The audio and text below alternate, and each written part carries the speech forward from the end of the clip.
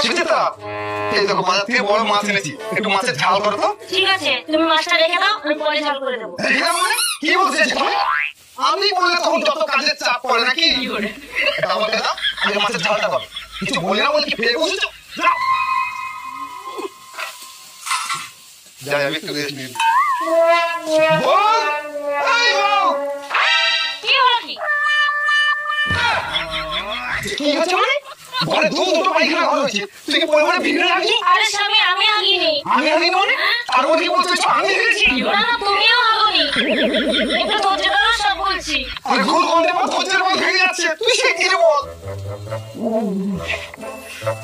বৌদি, বড্ড হাগা লেগেছে বৌদি, শিগগিরই বলো তোমার বাথরুম হচ্ছে কোথায়? তোমার হাগা লেগেছে তো আমি কি করবো? আরে বৌদি, এই সময় ডাকটা করো না প্লিজ, হাত জোড় করে বলছি একটু হাত দিয়ে দাও। ঠিক আছে, আমাকে 500 টাকা দাও, তাহলে আমি হাত দিয়ে দেবো।